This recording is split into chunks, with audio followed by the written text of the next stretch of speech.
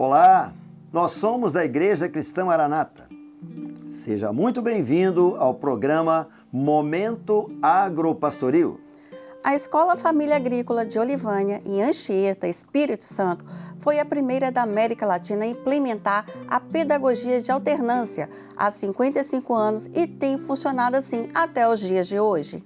No quadro Manaim Sustentável, abordaremos a consciência ambiental promovida pela Igreja Cristã Maranata e a relevância da instalação de uma estação de tratamento de esgoto no Manaim de Domingos Martins.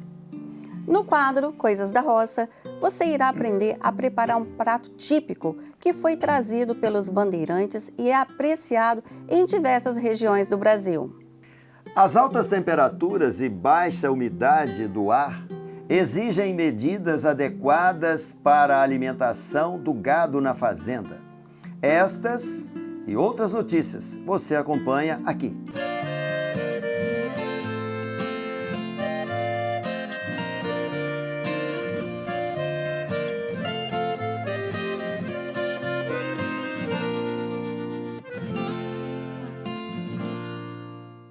Na zona rural do município de Anchieta, no Espírito Santo, está localizada a Escola Família Agrícola de Olivânia, que prepara adolescentes e jovens para atividades do campo. A Escola Família Agrícola de Olivânia é uma instituição filantrópica que contempla desde o 6º ano do ensino fundamental até o 3º ano do ensino médio. Um dos grandes diferenciais aqui é a aplicação da pedagogia de alternância. Esta unidade de ensino em Anchieta, no Espírito Santo, foi a primeira da América Latina a adotar essa metodologia.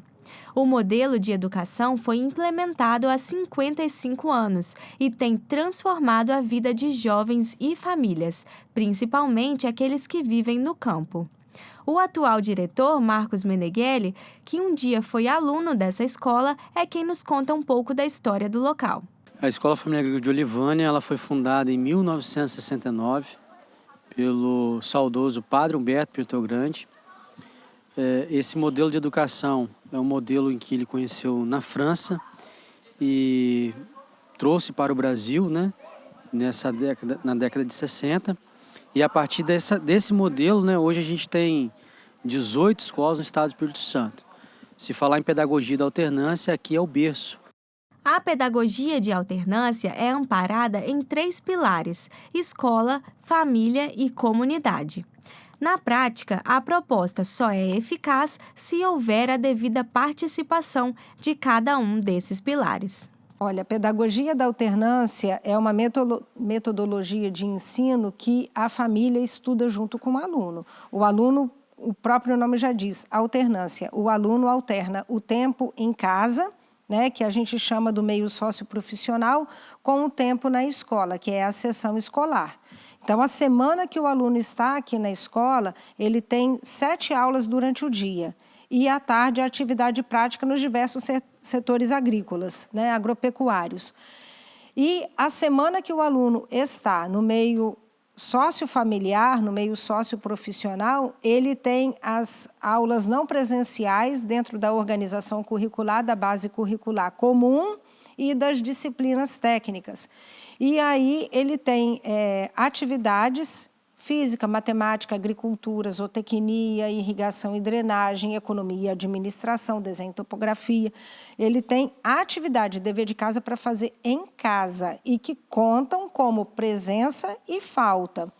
E tem também atividades inerentes à própria pedagogia da alternância e ao curso técnico em agropecuária. Quem estuda nesta escola agrícola tem diversas atividades no campo, que vão além da grade tradicional de ensino. E essas tarefas recebem o mesmo nível de avaliação e garantem ao aluno, ao término do 3º ano, o título de técnico em agropecuária, além de proporcionar a familiarização com uma rotina bem estruturada para toda a vida. Por exemplo, a primeira série, eles têm uma atividade de montar um composto orgânico. Tem turmas que têm que fazer uma horta caseira. Tem turmas que têm que fazer uma atividade de retorno, de recuperação de nascente. Então, isso daí na alternância ocupa uma boa parte do tempo do aluno, geralmente de 2 a 3 dias. E o restante do tempo é para ele auxiliar a família no dia a dia, na lida, né, na agricultura, na pecuária, ou no comércio que a família tem, ou na atividade mesmo da família, ou mesmo dentro de casa, auxiliando, né, na limpeza, na organização do lar, né, porque a gente fala que a pedagogia da alternância não educa para ser apenas um profissional, mas ela educa para a vida. Assim como em casa o tempo é bem preenchido, na escola os internos não têm tempo ocioso. E os meninos têm atividades diárias, então eles 7 horas entram em sala de aula, estudam até 9 horas, 9 a 9h30 é o horário do lanche, onde eles mesmos servem como garçons, como vocês observaram ali na filmagem na hora do lanche, né? Fazem as tarefas de depois limpar o refeitório, etc. e tal, lavar as vasilhas. 9h30 eles entram em sala de aula de novo e vão até 11h30 com aula. 11h30 até 12h40 é o intervalo de almoço. 12h40, 1h40, outra aula. 1h40, 2h40, outra aula. 2h40, 3h40, outra aula. Depois, 1 hora de atividade prática, após o lanche, 4 a 5 atividade prática, de 5 a 6 horário livre para esporte ou para algum estudo, de 6 a 6h30 horário de tomar banho, 6h30 o jantar. Algumas vezes, por causa da questão de horário de verão, a gente joga para 7 horas o horário de jantar, estendendo um pouco esse horário de lazer deles. E depois do jantar, eles têm 1 hora de serão. Os serões são subdivididos em serão de estudo, serão cultural e serão reflexivo, né? Um serão religioso, onde os alunos mesmos que preparam em grupos esse serão. Então, todo o tempo deles é preenchido. 9 horas da noite se preparar para ir dormir, toma uma água, organiza sua cama e 9h30 silêncio total. A propriedade da escola é dividida em 11 setores. Essa organização proporciona ao aluno uma variedade de atividades externas. Essa produção é dividida na parte de fruticultura, que é o setor que a gente está agora, né? Então aqui são produzidos goiaba, laranja, uva. Temos também setores como a horta, temos o jardim, temos o viveiro, temos a parte animal também, onde é produzida a pecuária leiteira. Temos também a produção de peixes, suínos, aves e outros produtos de culturas anuais, como feijão, milho. Os alunos participam ativamente de todos esses setores, por meio das práticas na propriedade, sempre guiados por um monitor. Então, lá, junto com o monitor, eles são ensinados, né, as teorias e práticas com relação à condução daquela cultura, daquele setor, ou da criação daqueles animais, o controle de pragas, doenças, né? Então, além do aprendizado pedagógico que a propriedade fornece para eles, tem também o aprendizado prático da lida com os animais, com as culturas, a criação de responsabilidade do trabalho em grupo. Outro aspecto interessante é que aqui alguns alimentos que os alunos consomem no refeitório vêm da própria plantação da propriedade. Nós produzimos diversas variedades que vão diretamente para o refeitório da escola, né? Dentre elas a gente pode citar o alface, a couve, a batata, repolho, brócolis, e os alunos estão envolvidos em todas as etapas, né? Eles estão aqui desde o plantio, o preparo da terra, conhecimento sobre os nutrientes necessários, né, para poder fazer um bom desenvolvimento da planta, fazem também a condução, limpeza, tratos culturais e depois participam da colheita também, né? Como a colheita do quiabo, do repolho, né? Hoje foi colhido o jiló, por exemplo, né, que eles vão estar consumindo amanhã no refeitório. O aluno Miguel da Silva está em seu 1º ano na escola agrícola. Para ele, a experiência foi um incentivo familiar, mas que despertou o seu próprio interesse. Desde pequeno, eu vivo muito na roça por causa do meu avô. Eu até cuido de gatos, esses negócios assim, muito. Meu avô é apicultor e agricultor. E também trabalha na pecuária. Mas ele tem mais especialidade na apicultura. Então, estou sempre ali tirando mel com ele, sempre plantando aroeira, colhendo também, mês de maio. Sempre estou ali com ele, ajudando ele. Quando eu me formar, eu pretendo ficar na área mais da pecuária, porque é uma área que eu gosto, que eu mexo bastante. A escola Família Agrícola de Olivânia potencializa o despertar de adolescentes e jovens como Miguel Silva para ter o devido conhecimento caso queira permanecer no futuro em sua propriedade, com qualidade de vida e melhorar a unidade produtiva. Tudo isso é viabilizado por parcerias. A instituição é mantida pelo Movimento de Educação Proporcional do Espírito Santo, o MEPES. Nós somos uma instituição filantrópica, vivemos através de parcerias, né? A mantenedora com pagamento dos profissionais, dos professores, é o Estado. O Estado tem um termo de colaboração com o MEPES, que passa o recurso e o MEPES faz o pagamento dos professores. A parte de manutenção da escola, a gente tem um termo de colaboração com a Prefeitura Municipal de Anchieta e ela faz o repasse para a escola e a gente faz o pagamento dos auxiliares e também da parte de manutenção, infraestrutura, combustível, materiais agrícolas e dentre outros. A escola não só prepara os alunos para o trabalho no campo, mas também proporciona um diferencial para aqueles que querem seguir outras carreiras devido à metodologia adotada. Aqueles que não têm propriedade e que buscam uma oportunidade fora, né, em empresas privadas ou até mesmo como autônomos, todos eles têm destaque por onde que passam, devido a essa formação integral que a gente proporciona a todos os nossos alunos.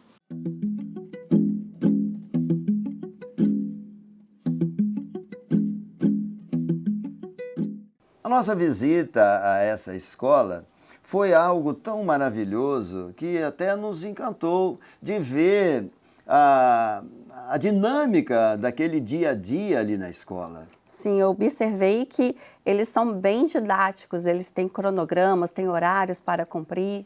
Perfeitamente. Tem tanta ocupação, dividido o horário de forma tão maravilhosa, que eles até esquecem o uso de telas. Tem lá um dia por semana que eles usam para fazer a comunicação.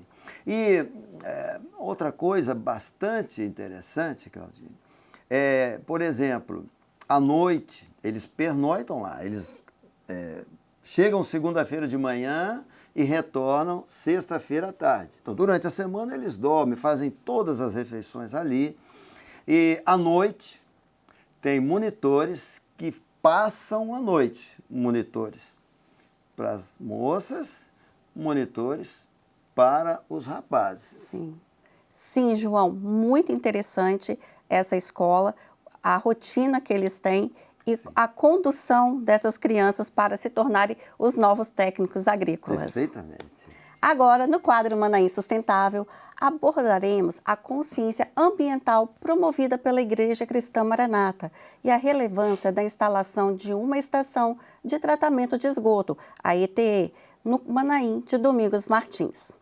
A iniciativa reflete o compromisso da Igreja com a preservação do meio ambiente e a saúde da comunidade, destacando a necessidade de soluções sustentáveis para o manejo de resíduos e a proteção dos recursos hídricos. Acompanhe a matéria. Na década de 90, o Manaim de Domingos Martins construiu uma moderna estação de tratamento de esgoto, ET, para tratar com eficiência e responsabilidade o efluente gerado pelo público que frequenta o Manaim. Esta estação sofreu melhorias no decorrer dos anos até que em 2014, preocupado com a escassez da água, o Manaim desenvolveu um projeto de sustentabilidade hídrica. O engenheiro e responsável técnico Marco Aurélio explica o fluxo do processo de tratamento dos efluentes. Estamos aqui na sala de controle do Manaim para explicar o fluxo de processo da estação de tratamento de esgoto aqui do Manaim. Nós temos aqui nessa tela um gráfico que consegue demonstrar desde a coleta do efluente bruto até o momento que esse efluente tratado é lançado no corpo hídrico. Essa estação de tratamento de esgoto do Manaim, ela foi projetada pensando em uma população de 4.000 habitantes. E é uma estação de tratamento de esgoto sanitário doméstico com uma capacidade de tratamento de aproximadamente 8 litros por segundo. Isso atende aí uma população de aproximadamente 4.000 habitantes per capita. E nós temos aqui, nesse fluxo de processo de tratamento, nós temos a entrada do efluente bruto, que é justamente ali no stop log. Ali nós temos a parte de gradeamento, onde os sólidos grosseiros eles são retidos. Aquilo ali é limpado periodicamente, e ali é nosso tratamento preliminar. Ali é onde inicia o processo de tratamento. Partindo dali, nós temos os reatores anaeróbios, que é onde começa a fase do tratamento primário. Ali nós temos a degradação da matéria orgânica por bactérias adaptadas sem a presença de oxigênio, onde ocorre a anaerobiose.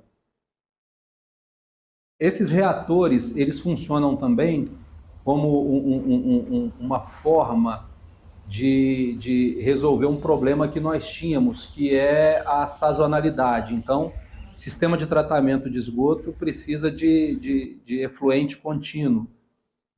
E aqui no Manaim nós temos eventos a cada 15 dias. Então, uma forma de resolver isso foi colocando esses 4 reatores anaeróbios para dar início a esse processo de tratamento, numa dimensão que ele consiga absorver todo o pico de efluente, de lançamento desse efluente, para que durante a semana pudesse ter ali um fluxo contínuo no filtro anaeróbio e também no filtro aeróbio biológico, que é o nosso tratamento secundário. Então, para que pudéssemos ter um fluxo constante do efluente, nós lançamos todo esse efluente nesses tanques, nesses reatores, inicia-se o processo e durante a semana, em doses menores e contínuas, vai fazendo todo o tratamento do esgoto sanitário do Manaim. A partir do reator anaeróbio, nós temos o filtro anaeróbio de fluxo ascendente. Ele dá um polimento a mais naquilo que o reator já faz de tratamento. Ali a gente já consegue alcançar uns 60% de eficiência do nosso tratamento. Lembrando que, quando falamos em percentual, estamos nos aportando ao CONAMA 430, as normas o qual foram baseadas para a realização do projeto e atingindo aquilo que as legislações nos impõem. Então, ali nós já estamos próximos aí de alcançar 60%. Tudo isso aqui ainda numa fase, aqui dentro mesmo do Manaim. Todo o tratamento nosso, ele não depende de recalque, de elevatória, de bombeamento. A nossa geografia proporcionou fazer todo esse tratamento sem utilização desses equipamentos. A partir do filtro anaeróbio, nós avançamos aí com uma adutora por aproximadamente 2 quilômetros, levando esse efluente até uma outra área que nós temos, que nós chamamos de área beira-rio, e lá nós temos o início do processo secundário. Esse processo secundário nós temos, logo após a chegada dessa adutora com efluente, nós temos um filtro biológico aeróbio. Esse filtro ele é composto, preenchido com anel PAL, onde é gerado ali um microfilme, onde as bactérias se alojam ali, as bactérias que sobrevivem na presença de oxigênio. Então, é um filtro totalmente aberto, com bastante oxigenação, e ali nós temos a formação das bactérias que vão fazer esse tratamento no processo secundário. Então, aqui esse processo se inicia, e aqui nós já alcançamos aí cerca de 80% aí da tratabilidade que nós precisamos para tornar esse efluente numa condição que atenda às legislações para lançamento no corpo hídrico. Esse filtro, a entrada dele é por cima, então a adutora lança esse efluente por cima, se espalha no anel PAL e depois tem a saída por baixo, para que possa, então, ele seguir adiante para uma caixa onde nós temos ali uma dosagem de cloro e, por fim, nós temos ali o nosso decantador. No decantador, a massa líquida precisa repousar e ali somente o líquido, aquilo que interessa, é que tem a sua saída por cima para ir em direção ao leito do rio, onde já vai ali com 90, 85, 90% já de eficiência. A parte líquida que nos interessa é direcionada ao córrego Caracol, um afluente do braço norte do rio Jucu, atendendo assim aos padrões de lançamento de efluentes estabelecidos pela CONAMA 430/2011. Compondo o projeto de estação de tratamento de esgoto, ET, em 2015 foi implantada a Estação de Tratamento de Água de Reuso, a ETA. E essa estação ela não opera continuamente, mas sempre que necessário, que houver alguma necessidade, é possível o start dessa estação para que ela possa pegar esse efluente já tratado e fazer um polimento, uma lapidada melhor na água e torná-la dentro das normativas na qualidade para uso secundário, que como um exemplo seria para lavar uma calçada, aguar um jardim, que são as finalidades que nos é permitido pelas legislações para uso de água de reuso.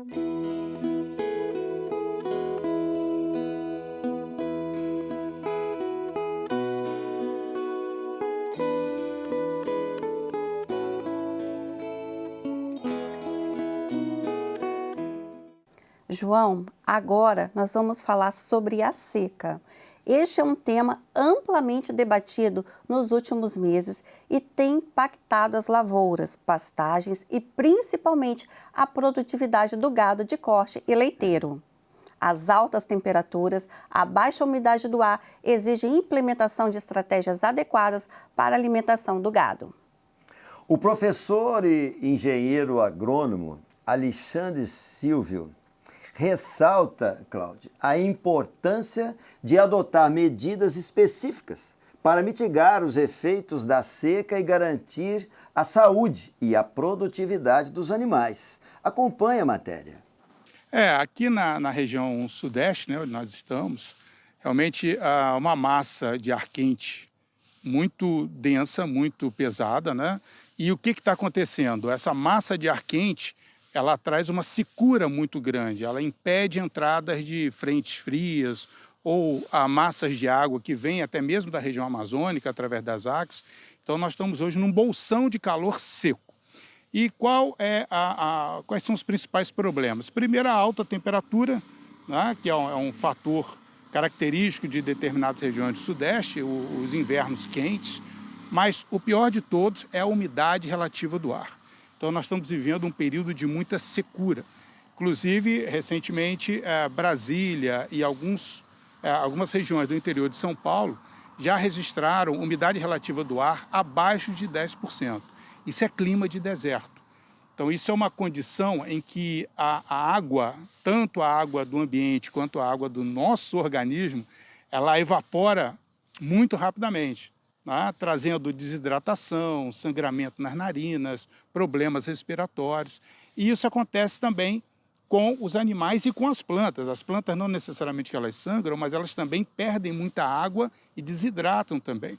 Então, nós estamos vivendo um sistema hoje extremamente complexo, né? Em que todos nós temos que nos adaptar, não só o homem, mas também os animais e as plantas. E especificamente na área da agropecuária, o impacto disso sobre o gado de corte, o gado de leite? É interessante a gente fazer um similar, né, entre o homem e os animais, né? Vamos falar especificamente da bovinocultura, né, o gado de corte, de leite. Por exemplo, a recomendação neste período seco e quente que nós estamos vivendo é sempre o quê? Beber muita água. Tá? É o primeiro passo. Segundo, se possível também beber isotônicos. Por quê? Porque nós transpiramos muito nesse período, Tá? E o suor, ele não libera apenas água, ele libera também sais minerais. Então, muitos sais do nosso organismo, eles são perdidos, esses sais, por conta da nossa transpiração. Com os animais acontece a mesma coisa, eles transpiram muito e com isso eles perdem os seus sais minerais. No nosso caso, nós tomamos isotônicos para poder suplementar essa perda de sais que nós temos no organismo. No caso dos animais, é a alimentação, basicamente a alimentação complementar. Por que eu estou falando complementar? Porque é uma época que não tem comida para o animal. Né? Então, não tem pastagem, só se o agricultor tiver irrigação, aí provavelmente ele ainda vai ter alguma pastagem. Então, o produtor ele é obrigado a fornecer silagem para os animais, caso ele não tenha o pasto dele ativo, né? E outras fontes também de massa bruta. Mas também ele tem que fornecer sais minerais e proteinados. Então, para evitar não a morte do animal, a morte é claro que se o produtor se ele vacilar em alguma coisa, o animal ele vai morrer, porque o clima realmente ele tá muito estressante. Tá? Mas o principal problema do agricultor hoje é a perda do ganho financeiro. Porque o animal vai emagrecer, se ele produz leite, ele vai parar de produzir leite, por conta do estresse do clima. Então é muito importante que o produtor ele tenha uma atenção redobrada com o gado dele nessa época agora de muita seca e muito calor. E qual a recomendação, qual a atitude, uma sugestão que você teria agora para o produtor, uma ação que ele possa tomar para cuidar desse detalhe, evitar perdas e melhorar o rendimento da sua produção? É nessas horas que a importância de se ter árvores no meio da pastagem, né? Porque isso é muito importante para os animais, que alguns animais eles têm até a pelagem branca, e isso reflete muito a radiação, esquenta menos o organismo dele e ele transpira menos. Mas tem alguns animais que têm a pelagem escura, isso faz com que eles absorvam mais radiação, o corpo esquente mais e eles transpirem mais. E com isso eles vão perder mais sais minerais. Então é importante, primeiro, não vacilar na alimentação do volumoso, mas a taxa de perda é muito grande. Então é importante complementar com proteína, concentrado proteico e com sal mineral. Por quê? Porque o animal está transpirando muito, perdendo muitos sais e o agricultor tem que suprir esses sais. Como ele supre? Fornecendo sal mineral. Agora lembrando, sal mineral não é diferente do nosso sal de cozinha. Né? O sal de mineral é uma mistura de nutrientes inorgânicos que é dado para o animal para restabelecer o sistema hidrolítico dele, né? De retenção de água, de fluxo de água no organismo, né? No seu sistema de produção de energia. E hoje você tem o sal que é ministrado junto com um proteinado, que alguns denominam como sal proteinado. Então não precisa dar duas coisas para o animal, você dá uma só, o sal misturado com a proteína. E em seguida, claro, né, não pode faltar nunca, não adianta eu dar o sal ao animal se não tiver água também para ministrar para o animal vai precisar de água. Tá? Então ele vai beber essa água e vai conseguir absorver, reter esse sal no organismo e o seu organismo reter uma quantidade maior de líquido. E no quadro Coisas da Roça de hoje, você irá aprender a preparar um prato típico que foi trazido pelos bandeirantes portugueses e é apreciado em diversas regiões do Brasil, a galinhada. João, você conhece esse prato? Conheço e é delicioso. Muito apreciado, inclusive em Goiás, Minas Gerais e interior de São Paulo. Este prato, Claudir, é fácil de preparar, extremamente nutritivo. A irmã Babete Felipe, ela vai apresentar o passo a passo dessa delícia receita. Vamos conferir? Sim, acompanhe a matéria. Olá, a paz do Senhor. Hoje nós vamos fazer uma receita de uma galinhada. É uma receita tradicional caipira, mas nós vamos fazer a moda urbana. Nós vamos precisar de 1 quilo de frango. Aqui nós temos o peito de frango, mas pode ser o frango a passarinho. Tomate, eu cortei 3 tomates pequenos. Tempero verde, coentro, cebolinha, para quem gosta. Como tempero, a páprica doce. Tem o colorau, açafrão, 1 colher de cada.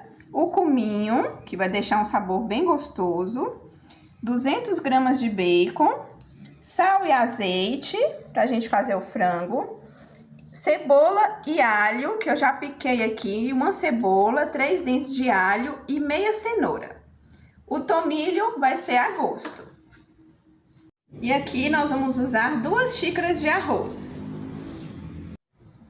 É uma galinhada urbana, mas nós vamos aproveitar e fazer aqui no fogão a lenha. Vou jogar um fiozinho de azeite aqui na panela, que já está quente. Vou adicionar agora o peito de frango. Vou adicionar agora o sal no frango, para dar uma temperada no frango. 2 pitadinhas de sal.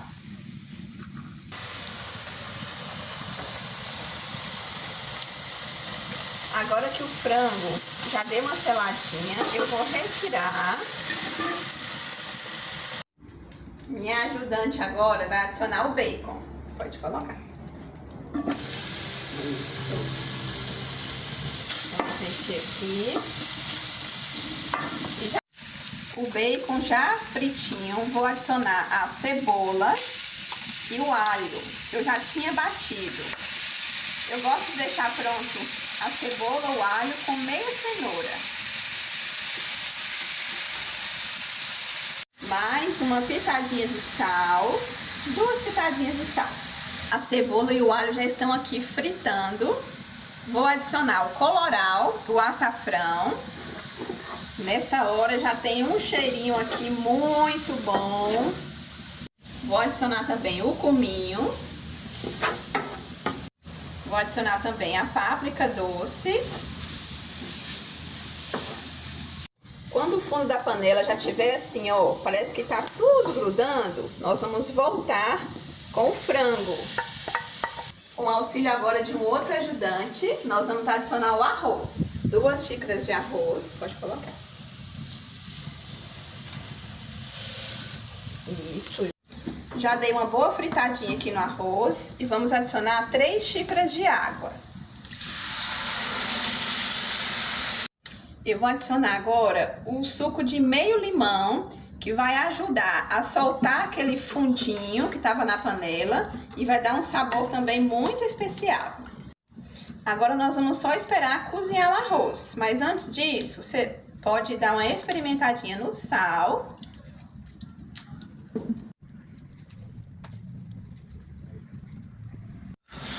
Eu fiquei mexendo aqui a todo instante, ela vai ficar assim, ó, bem cremosa. Eu precisei colocar um pouquinho mais de água, porque a panela estava bem quente. Finalizou, pode desligar o fogo e adicionar o tomate. O tomate a gente adiciona com o fogo já desligado.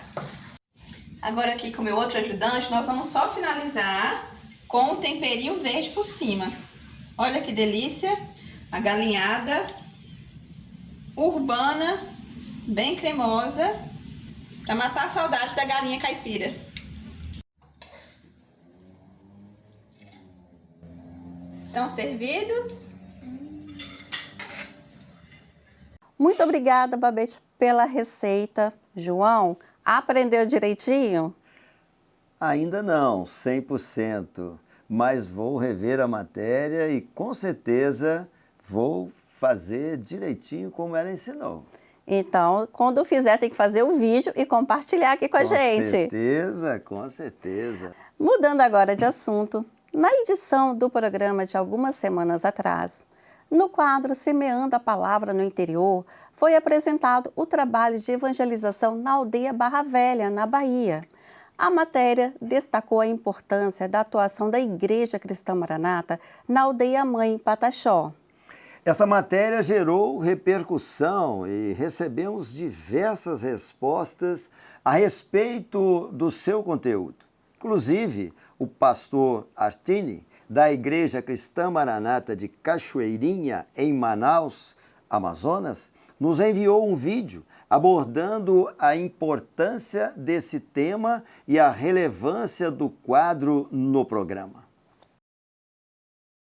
Irmãos, a paz do Senhor Jesus. Estamos aqui na Igreja Cristã Maranata, no bairro da Cachoeirinha, em Manaus, Amazonas, onde os irmãos aqui puderam assistir um pequeno relato do programa Agro Pastoril, que mostrou para os irmãos o início da obra na igreja de Barra Velha, no sul da Bahia, na década de 90, e como esta prosperou ao longo desse tempo. As experiências vivenciadas pelos nossos irmãos ali na tribo indígena Pataxó foi de grande alegria e edificação para a nossa igreja aqui em Manaus. Destacamos aqui a alegria em vermos os projetos sociais, a cultura, inclusive os louvores sendo entoados na língua nativa, Pachorrã, motivo de glorificação ao nosso Deus. Pois como a palavra diz em Apocalipse 7:9, de todas as nações e tribos e povos e línguas que estavam diante do trono e perante o Cordeiro, louvado seja o nome do Senhor. E ressaltamos ainda o trabalho realizado na nossa região, na região amazônica, no estado de Roraima. Nós temos um trabalho na comunidade indígena Boca da Mata,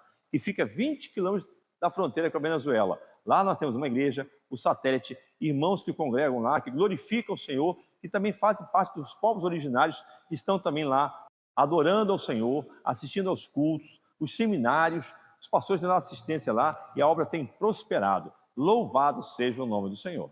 Matéria linda e emocionante, não é, João? Muitíssimo, Cláudia. Linda matéria. É verdade. E se você ainda não assistiu à edição do programa que falamos sobre a aldeia, é só acessar o canal da Igreja Cristã Maranata no YouTube e acessar o playlist do programa Momento Agro Pastoril. Clicar no programa apresentado no dia 25 de agosto de 2024. Não deixe de assistir esta linda matéria. Esta e outras programações você acompanha também na TV Manaim, canal 85 pela Sky Livre e 126 da Embratel. E assim encerramos, Claudia, esse programa de hoje. Sim, encerramos por hoje. Desejamos a todos a paz do Senhor Jesus e nos vemos na próxima semana. Até lá! Paz do Senhor, até lá!